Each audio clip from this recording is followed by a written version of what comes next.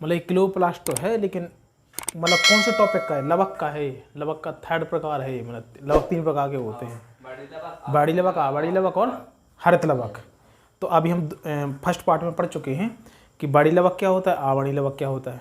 तो थोड़ा सा रिवीजन कर लो। जैसे देखो वर्णी लवक, जैसे नाम से समझ में आ, वर्णी लवक, वर्ण का मतलब होता है रंग। हाँ हाँ हाँ, जितने भी कलर के जो लवक होते हैं उनको बोलते हैं हम वर्णी लवक, केवल हरे रंग को छोड़ के। क्यों? क्योंकि हरे रंग का तो ये होता है ना हरित लवक, तो ये अलग ही प्रकार है एक, है ना, और इसकी पौधे में बहुत बड़ी भूमिका है। तो हम ऐसे याद रखेंगे कि जो वर्णी लवक होता है केवल हरे रंग को छोड़ के बाकी सभी रंग के जो लवक होते हैं वो वर्णी लवक होते हैं। और वर्णी लवक के कारण ही जो पौधों में, जो पौधों के फल होते हैं, फूल होते हैं, है ना, और फल की फल भित्ति होती है। जैसे आम में नहीं देखी, आम की जो फल भित्ति होती है शुरुआत में वो हरी होती है, उसके बाद जब वो और थोड़ा सा पकने लगता है थोड़ा सा, मतलब हाँ, तो थोड़ा सा येलो कलर का आ जाता है। तो जो येलो कलर आया है और पहले जो हरा था उसका जो मुख्य कारण है वो क्या है? वर्णी लवक है। तो वर्णी लवक के कारण ही होता है। तो हमने फर्स्ट पार्ट में पढ़ लिया है कि जैसे इसी प्रकार से हमने और भी चीज़ें देखी। टमाटर देखो, टमाटर का रंग कैसे हो? लाल होता है। अच्छा, सवाल आ जाता है कि टमाटर का लाल रंग किस कारण से होता है? तो उसका भी आंसर ये कि वर्णी लवक के कारण। कौन सा वर्णी लवक? लाइकोपीन, है ना। अब मिर्च का लाल रंग भी होता है, तो उसमें ये नहीं बोल सकते कि मिर्च का जो लाल रंग है वो लाइकोपीन के कारण होता है, उसका एक अलग रीजन है ना। उसमें भी है तो वर्णी लवक, लेकिन वो उसका नाम अलग है, वो अलग प्रकार का है, उसका नाम है कैस्पेंथिन, है वर्णी लवक, है ना। तो मतलब किसी भी फल में या किसी भी पादप में जो फल होते हैं या जो फूल होता है, जो रेड कलर होता है, उस हर रेड कलर का रीजन एक ही नहीं हो सकता है, अलग अलग भी हो सकता है।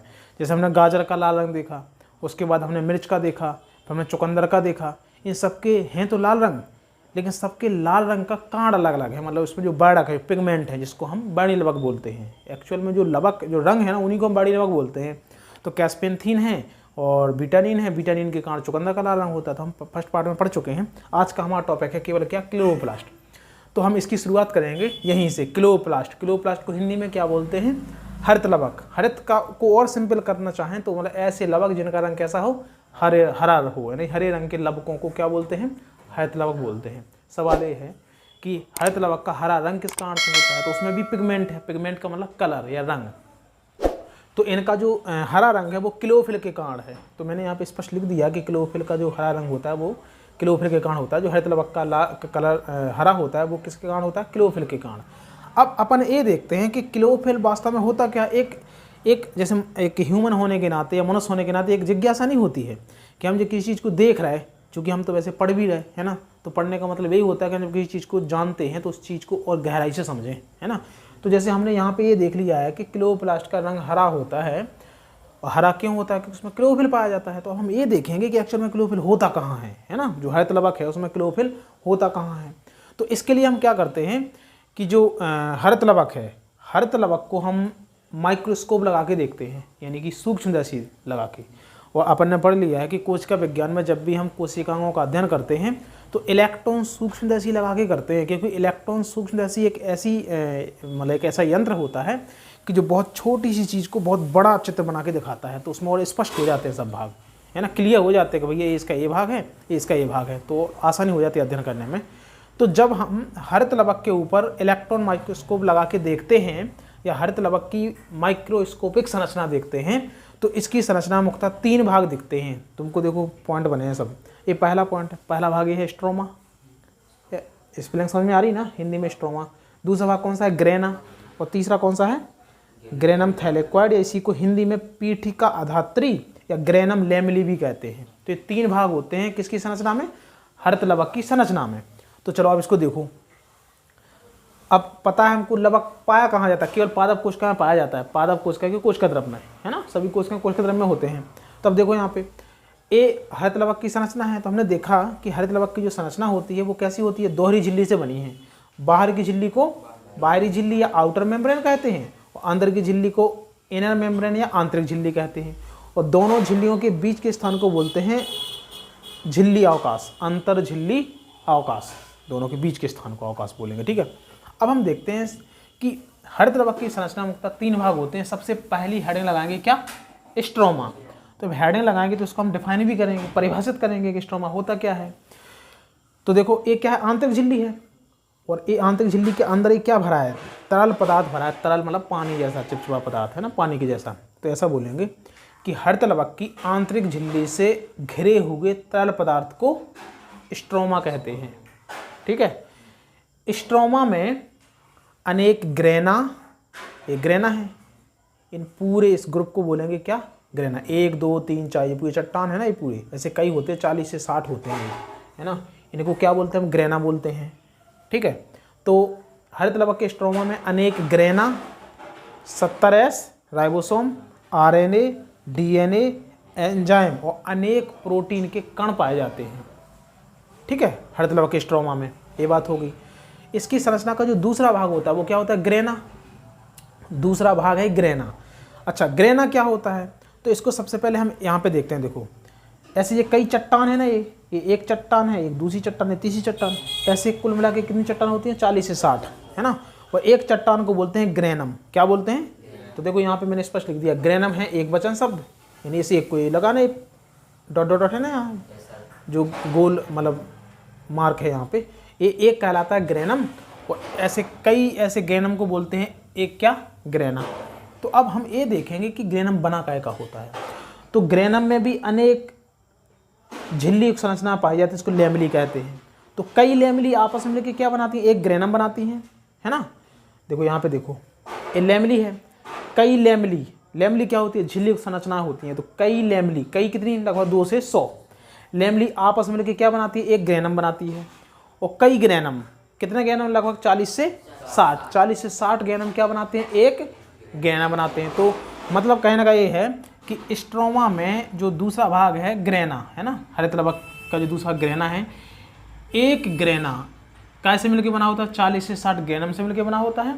और प्रत्येक ग्रेनम 2 से 100 लैमेली से मिलकर बना होता है। लैमेली क्या होती है, झिल्ली युक्त संरचनाएं होती हैं। ठीक है, लैमेली। अब देखो आगे, लैमेली में होते हैं कई क्वांटासोम। ये जो शब्द लिखा ना यहाँ पर क्वांटासोम, ये बहुत इंपॉर्टेंट है। क्वांटासोम को बोलते हैं हरित लवक की संरचनात्मक और क्रियात्मक इकाई। ठीक है, क्वांटासोम को। तो प्रत्येक लैमेली में कई क्वांटासोम होते हैं और क्वांटासोम को क्या बोलते हैं, हरित लवक की संरचनात्मक एवं क्रियात्मक इकाई।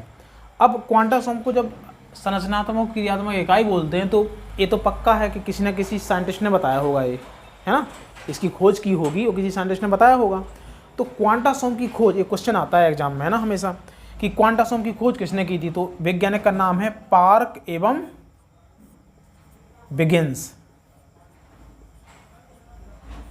पार्क एवं बिगिंस ने खोज की थी क्वांटासोम की। उसने बताया था कि क्वांटासोम का, प्रत्येक क्वांटासोम का जो व्यास होता है वो कितना होता है, 200 एंगस्ट्रॉम होता है व्यास। ठीक है, प्रत्येक क्वांटासोम का। थोड़ी सी बात है, याद रखना है, कोई ज़्यादा डिफिकल्ट नहीं है।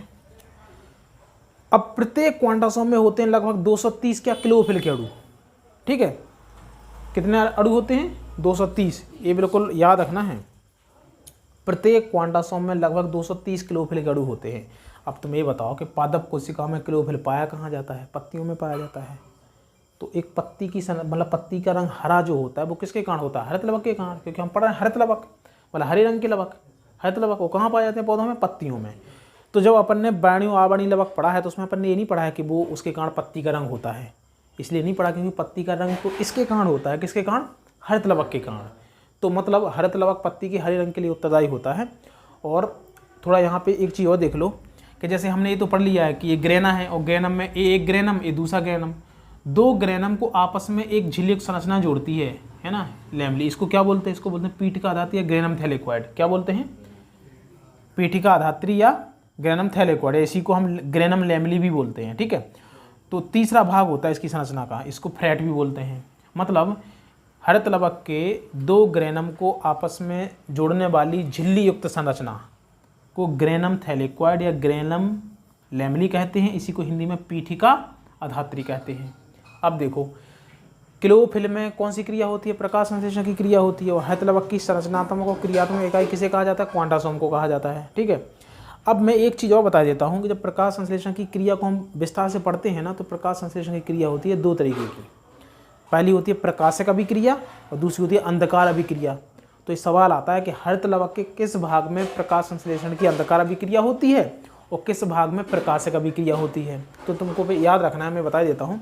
जैसे हरित लवक इसका स्ट्रोमा है तो प्रकाश संश्लेषण की अंधकार अभिक्रिया कहाँ होती है, स्ट्रोमा में।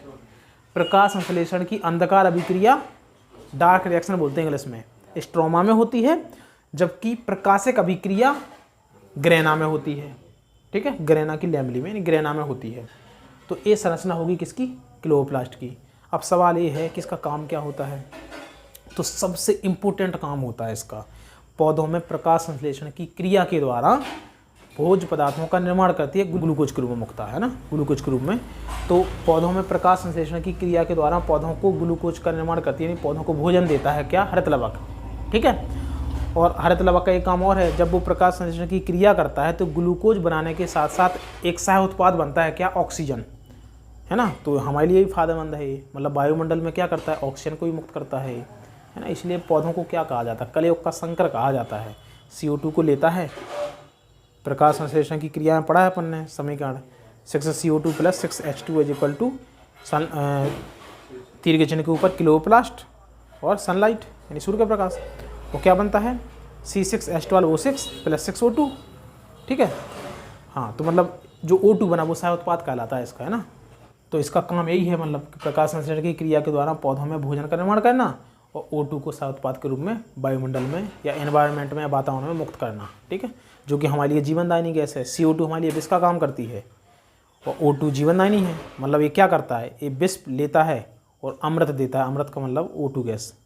तो इसलिए पेड़ पौधों के सब माना जाता है कि पेड़ पौधे क्या हैं, कलयुग का संकर कहलाते हैं। किसके कारण, केवल इसके कारण, क्योंकि शंकर जी ने क्या किया था, समुद्र मंथन के टाइम पे क्या किया था, उन्होंने विष को पी लिया था, अमृत को दे दिया था, है ना।